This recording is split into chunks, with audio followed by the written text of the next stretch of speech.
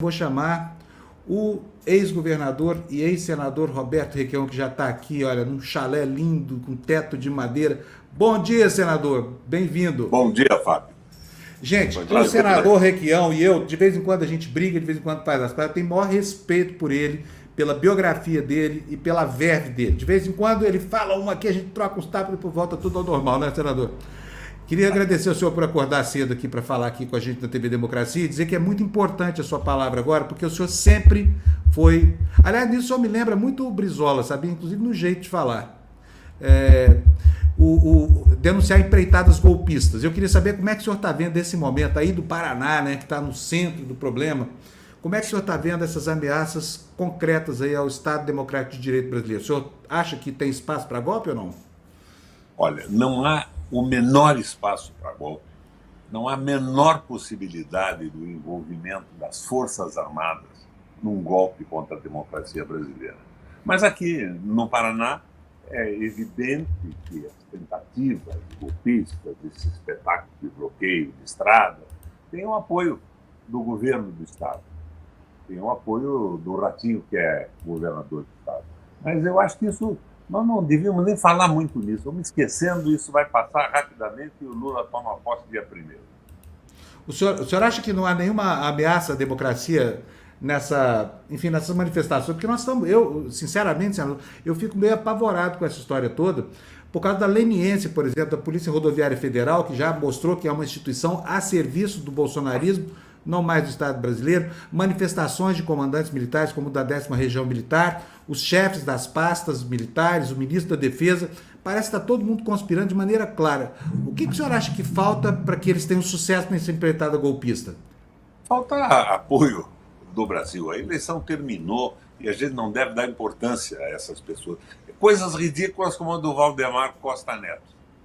O que está faltando é uma multa de 22 milhões para cada um deles.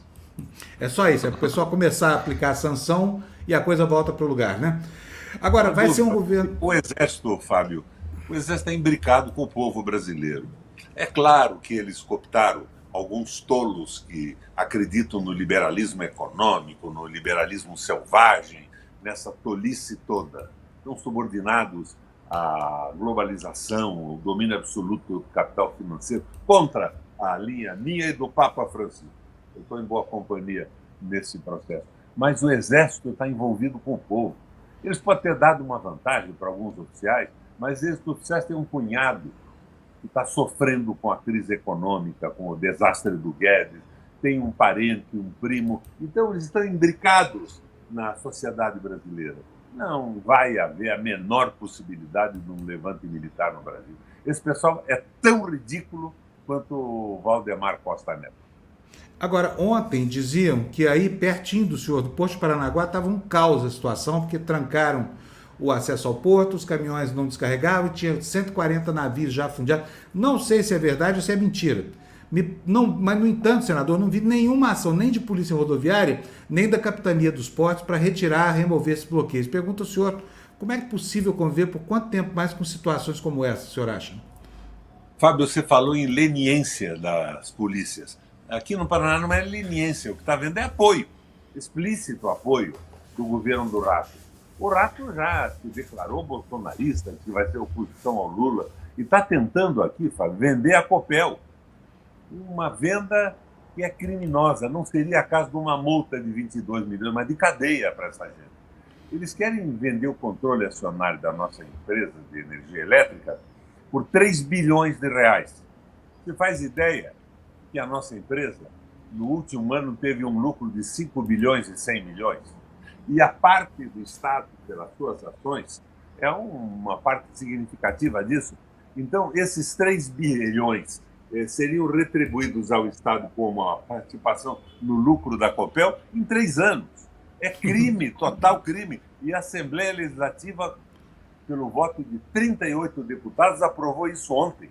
Vai para a segunda votação hoje. É rigorosa e absolutamente incrível o que estão fazendo. Quer dizer, isso é doação. Isso é um até eu queria ganhar a Copel assim, porque o valor dela é menor do que o lucro anual. A empresa é avaliada entre 23 e 30 bilhões de reais. Eles estão entregando o controle acionário por 3. Agora, no último ano foi 5 bilhões e 100 milhões de lucro. Sabe quem são os acionistas da Copel, que tem um lucro fantástico com exagero das tarifas no Paraná? Fundo de pensão de militares de Washington, associações de professores da Califórnia, fundos de investimento do Canadá. É um crime o que estão fazendo com o Paraná. E o Rato diz que o Guedes é o melhor sujeito do Brasil, o mais inteligente. E o Rato é de uma mediocridade absoluta. Ele está controlado por interesses financeiros que financiaram a sua campanha. É esse pessoal do liberalismo selvagem. É uma bobagem, uma estupidez absoluta o que ocorre aqui, que é o que ocorria no Brasil. Querem fazer com a Copel o que fizeram com a Eletrobras. Então, a Copel privatizada deixa de ser uma empresa dos paranaenses. Passa a ser do mercado e dos seus acionistas. Nenhuma política social mais será possível, como as políticas sociais que eu desenvolvi naquela crise de 2007 e 2009, quando fui governador do Estado. Muito bom. Vocês entenderam, gente, o que o senador falou aqui? Olha, a empresa vale 23, venderam por 3 e o lucro anual é 5. Puta presente! Queria eu estar no lugar desses acionistas aí, porque é maravilhoso. Você já pensou em um ano você paga, você não precisa tirar não tira R$1 do bolso. Quando vencer a primeira parcela da joia, da coroa da joia, tá pago o negócio. É só botar o dinheirinho no bolso. Que beleza, hein? Mais sério ainda, Fábio, se o governo precisasse de dinheiro nesse momento, ele podia fazer um empréstimo. Um empréstimo de 3 bilhões num banco. Em 3 anos, o lucro da Copel pagaria o empréstimo. E a Copel continuava sendo do Estado sem ter sido alienada. Isso não é um presente, é um roubo do patrimônio público. É verdade. Rafa, pergunte. Não, lembrando o pessoal que não é do Paraná ou não está acompanhando a história, a Companhia Paranaense de Energia, então uma companhia que lida diretamente com a população. Importantes falas, governador, desejo um bom dia novamente. Está falando da área de energia e tudo mais, privatizações, eu vou puxar para a educação, porque Tarcísio Freitas, eleito governador de São Paulo, está mostrando que não está importando só a si mesmo, né? Ele é carioca, se elegeu aqui, não é só ele de fora, ruim, que está sendo importado para cá. Vai trazer, confirmado ontem, cara, o governador Renato Feder, como secretário de Educação de São Paulo. O senhor deve conhecer esse cidadão, por tudo que ele fez no Paraná e tudo mais. Queria uma avaliação sua sobre essa nomeação para cá. O que os paulistas podem esperar em torno de Renato Feder? O fim da educação pública. Você sabe que eles aqui estão fazendo já um projeto piloto com 27 escolas privatizadas, entregues para a iniciativa privada na sua completa administração? Você imagina se tem sentido isso? O tal do Tarcísio é um sujeito terrível. Ele é um empresário, fornecedor de material escolar em Minas Gerais, mas é uma tragédia. Ele transformou a situação do ensino do Paraná numa guerra entre professores e o Estado e destruiu o ensino do Paraná. Olha, quando eu fui governador, eu criei uma formação continuada para os professores. Eu estabeleci constitucionalmente um investimento mínimo na educação de 30%. O Paraná é o único estado do Brasil que não tem 25%, tem 30% de investimento do seu orçamento em educação. E nós fomos o primeiro lugar no país em qualidade de ensino. Eu vejo o Ciro dizendo que foi o Ceará. Ele foi bem lá no Ceará, mas o primeiro lugar era nosso aqui do Paraná. E nós tínhamos uma convivência extraordinária com formação continuada, qualidade. Pusemos televisores em todas as salas de aula. Fizemos a televisão Paulo Freire apoiando o conteúdo dos currículos e das aulas que os professores podiam dar nas suas escolas. Foi um troço fantástico de modernização, de evolução da qualidade de ensino. Agora, a glória mesmo foi a formação continuada. Um professor fechado numa sala de aula, com excesso de alunos, né? Que é a tradição brasileira, às vezes 40, 50 alunos, não tem tempo para se aperfeiçoar. Eu viabilizei que eles saíam um ano da escola de aula, da sala de aula, iam para as nossas universidades que foram equipadas com professores e novas salas de aula e equipamentos para isso, e eles se aperfeiçoavam, voltavam para a sala de aula e a qualidade do ensino cresceu de uma forma fantástica. Foi uma parceria entre professores e governo do Estado. Esse Feder acabou com isso tudo. Ele queria estabelecer educação à distância no Paraná. Ele é um nécio, é um sujeito completamente desqualificado. Ele está na altura do Tarcísio. Aliás, o Panúcio, São Paulo está de parabéns, né? Um astronauta e um Tarcísio no governo do Estado. Meu Deus, o que vai ser desse Estado? Pois é, senador. Mas olha, eu vou falar uma coisa. O pessoal do interior de São Paulo precisa de um incentivo para meditar sobre o que anda fazendo com o voto, viu? Como o pessoal do Rio de Janeiro. No Rio de Janeiro é um caso diferente, porque parece que todo sofrimento não redunda em nenhum tipo de aprimoramento no sentido dos processos civilizatórios. Agora o pessoal do interior de São Paulo vai começar a pagar a conta. O problema é que a capital também paga, né? A mesma Mas conta. a capital se comportou de uma forma diferente. O meu amigo Haddad, apesar de toda a crítica que fizeram a ele, ganhou a eleição na capital. Exatamente. É uma questão de inteligência do paulistano.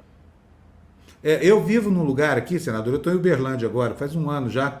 Vivo num lugar que é do Triângulo Mineiro, mas é exatamente como o interior de São Paulo. Sei exatamente o que significa isso. É como se fosse um Moarama no Paraná ou Londrina. Todas essas cidades pensam mais ou menos da mesma forma, né? E não é brincadeira, não. Agora, em São Paulo, infelizmente, esse raciocínio jeca, ganhou a eleição para um carioca, que vai ser assessorado por um astronauta e se brincar também por extraterrestres, como esse Feder lá do Eu não Paraná. tenho dúvida que foi influência extraterrestre que elegeu o de São Paulo. Pena Aquilo do pessoal do foi influência direta dos ETs. Eu acho que o Valdemar se inspirou nisso também para questionar as urnas. Elas tiveram a intervenção direta de extraterrestres.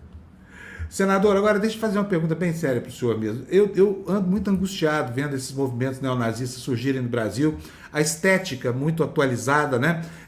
Os bordões, todos eles, o Bolsonaro com o Brasil Uber Alles, com o Deus, Pátria, Família lá do Mussolini, e tudo que tem acontecido, gente fazendo Anauê, fazendo Sig-Heil, e todos os símbolos de que há um soerguimento do nazismo. Eu queria saber do senhor, que está sentado em cima do vespeiro, como é que é essa sensação de que algo que deveria ter morrido em 1945, de repente pode ter ressuscitado e está voltando a assombrar os nossos dias?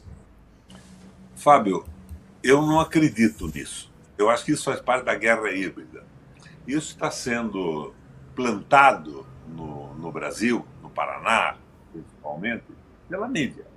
É claro que existem alguns pequenos bolsões de autoritarismo, né? Há uma diferença entre o fascismo e o nazismo. O fascismo é o autoritarismo e o nazismo é o racismo, né? O povo eleito. O pessoal diz, não, o Paraná é de direita. Eu ganhei 3 eleições para o governo do estado aqui, Fábio, 2 para o Senado. E perdi agora. Por quê? Eu fui bombardeado de todas as maneiras. Diziam que eu tinha uma aposentadoria de R$450 mil por mês. Que maravilha, Fábio. Imagina Antes fosse, né? Uma aposentadoria dessa, ou eu mesmo. Eu estou aposentado pelo INSS, eu tenho 81 anos de idade. Eu ganho R$3.372 por mês. E eles me agrediram dessa forma. Diziam que falsificaram meus que eu batia na minha mulher, quando na verdade aqui em casa quem apanha da mulher sou eu. É uma coisa absolutamente ridícula. Então, não existe esse Paraná reacionário. Eu sempre fui um cara progressista, ganhei 3 vezes a eleição para o governo do estado, fui prefeito da capital contra um sujeito que era famoso e que tinha algumas qualidades importantes, que era o Jaime Lerner, ganhei a eleição dele. Fui deputado estadual, fui prefeito, fui senador. Então não existe isso. O que existia é o domínio da empresa. Pra você ter uma ideia, nessa última eleição, para você ver como é o controle da empresa, o Rato é dono do SBT, o Ratão, o pai do prefeito. O Ratinho botou 161 milhões no orçamento para subsidiar os meios de comunicação que apoiavam a sua candidatura. Ele adquiriu por compra, ou não sei porquê, todos os partidos políticos. Eu saí candidato pelo PT e pela nossa coligação da Esperança, 3 partidos, PCdoB e PV. E eles dominaram de forma completa. E no TRE tinham 2 juízes que me tiravam do ar todo dia. Por exemplo, o Rato deu de isenção fiscal, secretamente, não dizem para quem, mas está no orçamento, 17 bilhões de reais. Eu denunciei isso Os juízes me tiraram do ar e deram direito de resposta ao Rato quando estava no orçamento. Era a campanha do Bolsonaro e do Rato feita por juízes do TRE, mas explícita e claramente isso. Então, o que aconteceu foi isso. Eu estava 12 anos fora do governo, né? Eu tive 2 mandatos consecutivos no Senado Federal. Eu fui presidente do Parlamento Europeu Latino-Americano, da seção brasileira do Parlasul e do Parlatino, com escritório no Panamá, em Montevidéu e na Bélgica, em Bruxelas. Me afastei um pouco da política do Estado. E eles me eliminaram do processo político. Agora, o governo é de uma mediocridade absoluta. Acabou com o ensino público, com esse louco do Feder que está indo para São Paulo. Meu Deus, São Paulo, se livrem desse cara. Mas vocês elegeram um astronauta e o tal do Tarcísio, que é um verdadeiro absurdo. O Tarcísio falando insulta a inteligência de qualquer pessoa que tenha um mínimo de conhecimento da estrutura do Estado e do processo civilizatório brasileiro. Mas nós estamos nesse pepino. Mas agora, e o Lula, como é que vai ser? Eu acho que o Lula tem que fazer um governo aristotélico hoje. O ato meio e o ato eficiente. O que é isso? É um ato que seja sustentável do ponto de vista da existência e permanência de um governo democrático. Ele não pode ser temerário. Ele não pode querer ser tão progressista quanto eu gostaria, provavelmente você também. Ele tem que ser sustentável. Mas ele não pode, além de não ser temerário, ele não pode fazer um acordo que negue os princípios proclamados na campanha com o capital financeiro. O Lula precisa necessariamente ter a Petrobras sob o controle do Estado. Alguns anos atrás, poucos anos atrás, a Petrobras era responsável por 80% dos investimentos no Brasil. Nós só podemos retomar o desenvolvimento com uma injeção de recursos que a Petrobras é capaz de dar no Brasil. Isso facilitaria muito. Nós não podemos ter um Banco Central independente. Se veja, hoje o Lula fala nas políticas sociais, no apoio ao povo, na fidelidade absoluta à população, e já diz, nós vamos subir os juros se você fizer isso. Não é possível. Isso tem que ser corrigido. Então, são algumas medidas rigorosamente necessárias. Agora, não pode ser um governo temerário, nem um governo que acabe se entregando para o capital financeiro. Tem que ser um governo equilibrado e progressista, que nos coloque de novo no processo civilizatório. Moderação, o possível, mas nada menos do que o possível. O possível tem que ser feito de forma completa e absoluta. Eu tenho ainda 2 perguntinhas para o senhor aqui. São perguntas que vão suscitar respostas grandes. É o seguinte, primeiro vou colocar a da Alice Pinto Ailon aqui da nossa comunidade, está perguntando aqui, olha, Requião, esses partidos do Pelo Bem do Brasil podem ter de devolver o fundo eleitoral e partidário para os ilícitos? Aliás, o Moro está tendo problemas seguidos, hein? Para o sujeito que se diz o pai da probidade, pelo amor de Deus, que plataforma, hein, senador? Fala sério. O Moro gastou bem mais do que eu, que fui candidato a governador do Estado. E ninguém sabe de onde veio o recurso. Seria interessante o Moro ser eliminado por corrupção eleitoral. Seria mais importante do que ele ter perdido. Ele já foi eliminado do sistema de justiça por suspeição, né? Quer dizer, para ser eliminado da política por corrupção eleitoral não custa nada mesmo, né, senador? Olha, outra coisa, estou vendo aqui uma especulação em torno do nome do senhor para Itaipu Nacional. Eu acho que é pouco, o senhor tem uma grandeza muito maior do que essa, precisa de um lugar mais no proscênio. Mas eu queria saber do senhor se Itaipu, uma diretoria da Itaipu, o agradaria, se o senhor vê isso com bons olhos, ou se é só especulação. Fábio, eu quando entrei no PT para disputar essa eleição, eu sabia da rejeição que o PT tinha no Paraná, fabricada pelos noticiários da Globo, pela ação da Lava Jato e de tudo isso. Eu entrei nessa campanha para retirar o Bolsonaro do governo dessa loucura da selvageria liberal, esse fundamentalismo idiota de base pseudo-religiosa, e para ajudar o Lula a ganhar a eleição. Eu sou amigo pessoal do Lula. Eu nunca reivindiquei nada. E hoje, eu também não estou reivindicando, cara. É claro, se houver uma oportunidade de participar desse governo de uma forma positiva, em que eu possa construir alguma coisa, eu não vou dizer não, mas não estou reivindicando nada. Ora, Itaipu é uma empresa interessante. O orçamento de Itaipu é maior que o orçamento de quase todos os estados brasileiros, menos esse estado aí do astronauta e do Tarcísio. São maiores que Itaipu. Mas eu não estou reivindicando cargo. A minha reivindicação é que o Lula faça o melhor governo possível, mas não faça nada menos do que o possível, nesse sentido de recuperarmos o processo civilizatório no Brasil. Muito bom. Senador, olha, foi um prazer falar com o senhor aqui. Muito obrigado mais uma vez. Vou fazer uma última, caro Fábio.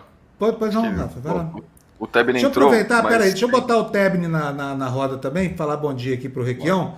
Eu tenho certeza que o Tebni gostaria de fazer alguma pergunta para você. Fala bom dia aí, Tebni, para a galera. Peraí, não fala ainda não que você está sem áudio. Deixa eu botar seu áudio aqui, porque hoje a coisa está bagunçada aqui na minha mesa. Pode falar, Tebni.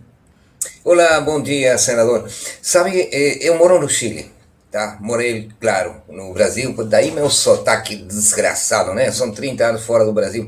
Mas a preocupação que eu tenho não é só aquela que tem hoje os brasileiros, e sim o que vai acontecer durante o governo de Lula. Porque aqui, a direita, ao igual do que a direita de lá, que são exatamente a mesma coisa, lembre-se que os filhos do Bolsonaro são parceiros políticos de um candidato do partido nazista, que esconde, evidentemente, ele que jamais vai falar que é nazista. Então, os problemas que vocês estão tendo aí, nós estamos tendo agora aqui também. Veja, tem paralisado todas as estradas, os ingressos aos portos, você não pode retirar, você não pode ingressar com caminhões. Quer dizer, é a mesma tática, é a mesma forma de fazer política, entre aspas. O senhor não teme que durante o governo o presidente Lula venha acontecer a mesma coisa e que essa escalada de violência continue? Só para explicar, o Tebni é nosso correspondente no Chile, onde estão vivendo lá esses bloqueios também, senador. Como nosso companheiro elegantíssimo com esse boné e essa barba belíssima, eu estive aí na época do Allende, depois na época do Frei, eu participei de movimentos estudantis latino-americanos e no Chile eu participei de uma forma pesada. Eu lembro da greve dos caminhoneiros no Chile, né? E lembro do assassinato do Allende, eu tive presente nisso tudo, lembro da participação do Pablo Neruda, coisas interessantíssimas, né? Uma novidade para vocês aí, para botar um efeito no programa do Fábio. Você sabe quem foi que apresentou o Mercader ao Trotsky, que acabou assassinado no México? Quem foi? Pablo... Não estou dizendo a você que ele apresentou para eliminar o Trotsky, mas ele apresentou por causa do envolvimento dele com aquela esquerda leninista, marxista-leninista russa. Eu participei bem do Chile, eu sei o que é isso. É claro que eles manobram o movimento dos caminhoneiros através dos donos de empresa e de tudo isso. Mas acho que o Lula está fazendo o que agora? Ele está com essa equipe de transição mostrando uma frente amplíssima. Ele está ampliando muito, ele está pondo gente, inclusive, que precariamente o apoiou na reta final. Ele está tentando conseguir conquistar, quebrando os monopólios de partidos que são chefiados por verdadeiros gangsters e falando diretamente com os parlamentares. Eu vi o Genuíno falando nessa ideia e eu mesmo tenho colocado com insistência isso. Tem que quebrar o domínio dos esquemas dentro do Congresso Nacional. Eu parto aí de uma visão gramsciana. Não existe o canalha absoluto. Ninguém se acredita um canalha e cada um vive a sua circunstância. O canalha absoluto é uma construção literária. Todo mundo tem qualidade. E o Lula, com um programa de mudanças razoável, aristotelicamente equilibrado, pode conquistar a cabeça dos parlamentares se ele fugir do domínio dos chepetes de grupo. Ele está fazendo isso. Então, nesse momento, o Lula está se esforçando para assumir o governo no dia 1º de janeiro com uma boa parcela daqueles 87% de apoio que ele tinha quando saiu pessoalmente do seu último governo. Se ele chegar desta forma, ele pode tomar algumas medidas em relação à Petrobras. Por exemplo, a Petrobras. Nós não podemos ter ações da Petrobras, 40% na mão de estrangeiros na Bolsa de Nova York. Porque aí quem vai comandar a Petrobras são as regras da Bolsa de Nova York e a justiça norte-americana. A gente precisa resgatar isso para colocar a Petrobras a serviço do Brasil, retomando aqueles investimentos que chegaram a 80% dos investimentos nacionais. Eu acredito pessoalmente no Lula. Eu bati alguns papos com ele antes de eu ingressar no PT nesta campanha e reforçou a minha crença de que o Lula cresceu muito depois que deixou de ser presidente. Aliás, o Lula é um exemplo de crescimento e superação pessoal absolutamente incrível. Ele nasceu em Caetés, em Pernambuco, e chegou a ser presidente da República depois de ter sido torceiro mecânico, de ter sido boia-fria em caminhão no caminho de Pernambuco para São Paulo. É um quadro político em evolução. Eu acho que o Lula está apostando agora na ampliação da sua base de apoio, tendo como referência o apoio que ele tinha quando saiu. Confio nesse processo. E não acredito que esse pessoal vai ter força para fazer o que fizeram com o Chile. A tentativa você vê a cada dia, você está vendo hoje. Mas não tem tido sucesso algum. Não tem tido sucesso algum. Eles estão tentando criar fatos como essa bobagem do Valdemar Costa Neto de questionar as urnas no segundo turno. No primeiro turno estava bom, porque eles elegeram a maioria dos parlamentares. Uma coisa rigorosa e absolutamente ridícula. Agora, a aparição do seu correspondente aí me deu saudade do Chile. Morei lá muito tempo. Um abração. Um abração. Senador, olha, tá aqui o Tebni aqui. Eu queria agradecer muito a sua generosidade de acordar cedo aqui para falar com a gente. Muito bom. E, enfim, estamos torcendo aqui para que o senhor volte que consiga um espaço que faça jus à importância que teve na campanha, tá? Ao seu papel político na história do país, que não é pequeno. E desejando boa sorte para o senhor e para nós também aqui, porque está todo mundo na mesma arca de Noé. Nós precisamos de sorte nos próximos dias. Fábio, você falou aqui no meu telhado. Eu fui governador do Paraná 3 vezes. Fui presidente da Eurolat. Eu fui senador 2 vezes. Eu estou conversando com você aqui do sótão da minha casa, que há 44 anos eu comprei pelo BNH. E eu fui governador 3 vezes. Eu nunca me preocupei com riqueza pessoal. Eu entrei na política com a vontade de ajudar a mudar o Brasil, o meu estado, o meu município e o país. Assim, eu procedi como prefeito de Curitiba, como governador do estado, como senador da República, e no Parlamento Europeu Latino-Americano, apostando muito nessa unidade latino-americana que nos dará uma força impressionante no concerto das nações. Estou apostando no Brasil, estou acreditando que o Lula vai conseguir superar com facilidade e a sua incrível habilidade nesse momento. Mas não se iludam com as características que podem ter hoje o grupo de transição. O grupo de transição não é o grupo de governo. O grupo de transição é uma demonstração clara da amplitude e da tentativa de criar uma unidade nacional em cima de um projeto que será tão progressista quanto possa ser sustentavelmente. Um abração e obrigado pelo espaço. Obrigadíssimo, senador. Até a próxima. Bom dia para o senhor. Muito obrigado. Bom dia. Ótima entrevista do Requião, hein, gente? Fala sério. Quem sabe, sabe. Quem tem a história na ponta da caneta também. Esse homem está escrevendo a história do Brasil, da resistência do Brasil há muito tempo, né? Nas mais diversas posições, dentro dos governos, fora dos governos, fazendo seu papel de protagonista da oposição. É muito bom saber que a gente pode ter alguém para defender, nos defender institucionalmente, como o Senado, com todo o seu vigor, patriótico, legítimo, porque essa palavra patriótico também está igual a camisa da seleção, né? Está super desgastado. Mas no caso do Requião, o figurino cabe muito bem nele ao longo da história. É um grande político, é um político como poucos que nós temos hoje no Brasil. Bom, vamos tocar aqui o programa? Deixa eu botar na tela, o Tebni já está aqui. Tebni, e aí, o que temos, hein? Olha, queria que vocês observassem na área de comentário, gente, a quantidade de elogios para o Requião que está aqui. Todo mundo gosta dele. Todo mundo. Então, deem uma olhadinha para vocês verem os elogios. Depois, se o senador estiver ouvindo a gente, eu vou sugerir a ele que dê uma olhadinha na área de comentário, que a autoestima dele vai lá para cima. O Marcelo Estopa dá a tônica que o Requião deveria se chamar O Rei Quião. Comentário do nosso internauta, né?